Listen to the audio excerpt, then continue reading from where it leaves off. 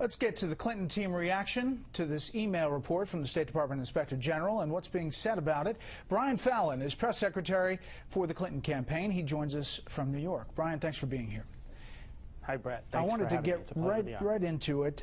Secretary Clinton numerous times has talked about why she had the private email, the private server, and that it was approved. Here's what she said, and she said it more times than just this. My personal email use was fully above board. It was allowed by the State Department, as they have confirmed. The truth is, everything I did was permitted, and I went above and beyond what anybody could have expected in making sure that if the State Department didn't capture something, I made a real effort to get it to them.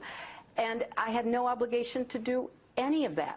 As you know, the Inspector General's report says something completely different. The Inspector General found no evidence that the Secretary, it says, requested or obtained guidance or approval to conduct official business via personal account on her private server. According to the current CIO and Assistant Secretary for Diplomatic Security, Secretary Clinton had an obligation to discuss using her personal email account to conduct official business with their offices, who in turn would have attempted to provide her with approved or secured means that met their business needs. However, according to these officials, DS and IRM did not and would not approve her exclusive reliance on a personal email account to conduct department business because of the restrictions in the FAM and the security risks in doing so. What about that, Brian? Well, I think if you look at the statements that the Secretary has made that you played, the point that she's making is that if you look at the regulations that were in place at the time, they did not bar folks at the State Department from using personal email for work purposes. In fact, the report today by the IG found that some 90-plus different top-level officials in the State Department, dating back to the Bush administration, used personal email for work purposes, including Secretary Powell, including Secretary Kerry, who followed Secretary Clinton. So there was a clear precedent set that it was acceptable to use personal email for work purposes. Sure, there's an email. I think that's what the Secretary has long been referring to. There's the email, and then there's the personal server in her house, right. Neither of which were approved according to the State Department IG, and they wouldn't have been approved according to this statement based on security concerns. So this report is looking at two different implications of her use of personal email. First is, did it violate any federal records rules in terms of preserving government records? And there, it's sort of immaterial that she had a personal server because the requirement from a federal records keeping standpoint is, are you preserving the records, and then are you filing them or turning them over to the State Department? And she did that. With respect to the second consideration that was assessed in the State Department IG report today, which was the matter of security, was there a security risk posed by her use of a server, personal server, to host her personal email account?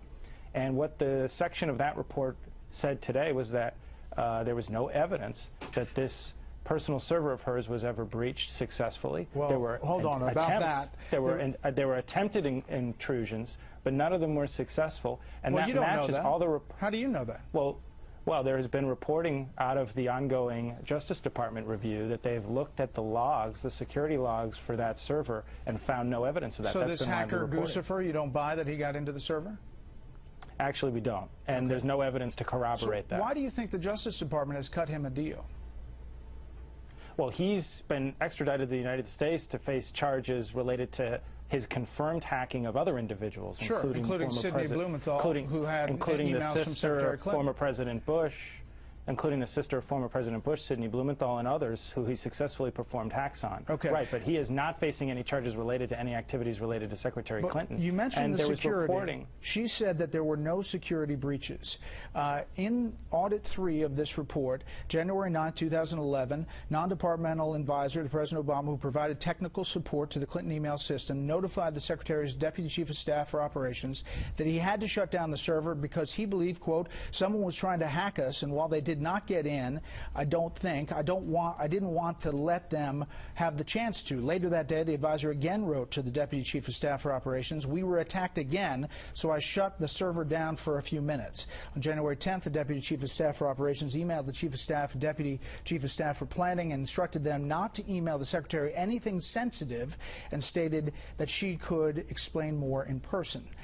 It seems like there were security concerns, and a couple of IT people were told to not talk about the email practices of the Secretary ever again. Never speak of the Secretary's personal email server or system ever again.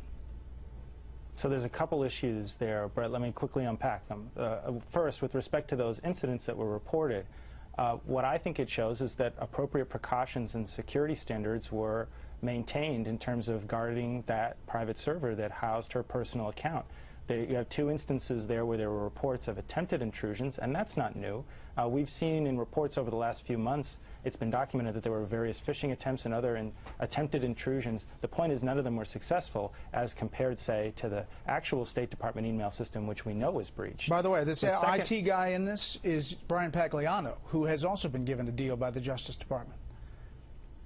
Well, that's true. I mean, but I don't know why he sought immunity, and we actually encouraged him to participate without immunity because we don't think he has anything to hide. Why didn't the Secretary participate in this IG report? Why didn't she sit down for an interview when Secretaries Kerry, Albright, Powell, and Rice all sat down for interviews with the IG?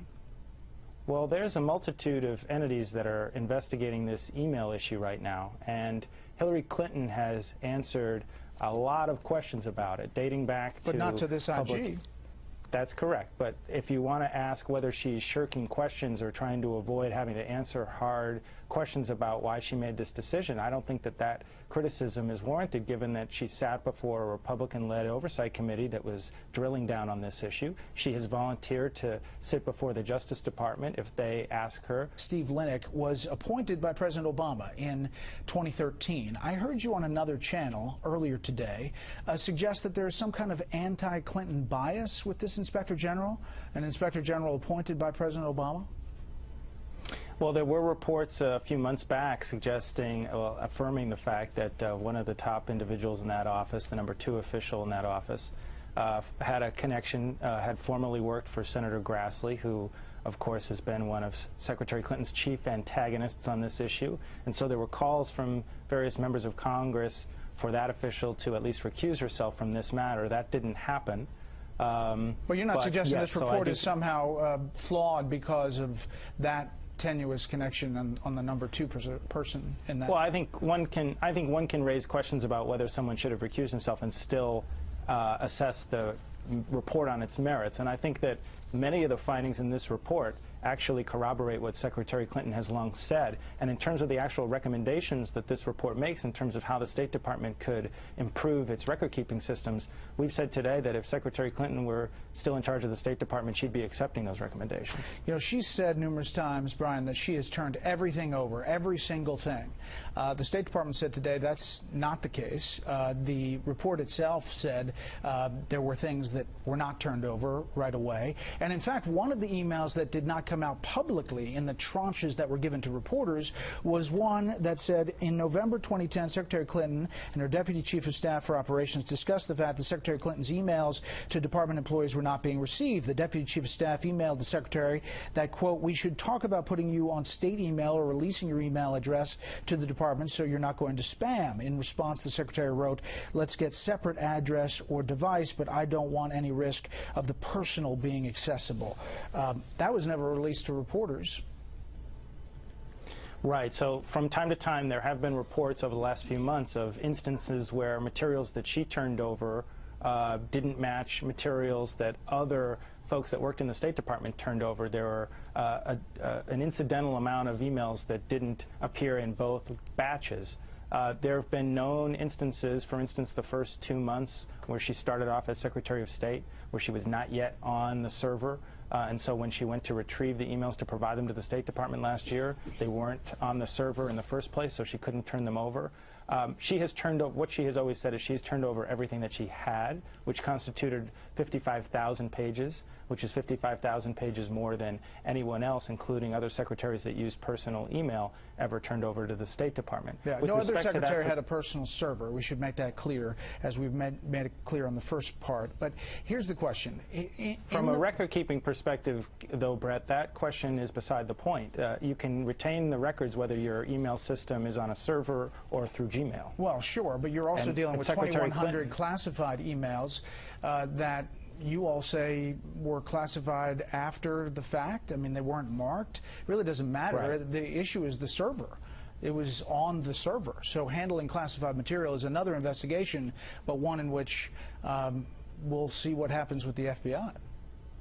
Well, but there, too, the same issue applies with Secretary Powell, where emails that he sent on his personal account have been judged after the fact, retroactively, to contain information that they think was sensitive. Secretary Powell reacted quite forcefully to that and suggested it was absurd in terms of the type of material that they were considering now classified. And so I'm not suggesting in invoking Secretary Powell that he did anything wrong back at the time when he was using personal email. But I think the fact that it's so widely applicable, this criticism that's been made of Secretary Clinton, it shows that it's really just a matter of different agencies, in this case intelligence agencies, taking one standard when the State Department is very customized to using another. Obviously, a lot of people on Capitol Hill look at that differently. Brian, we really appreciate your time tonight, and we'd love to have you back. Thank you, Brett. I really appreciate you having me on.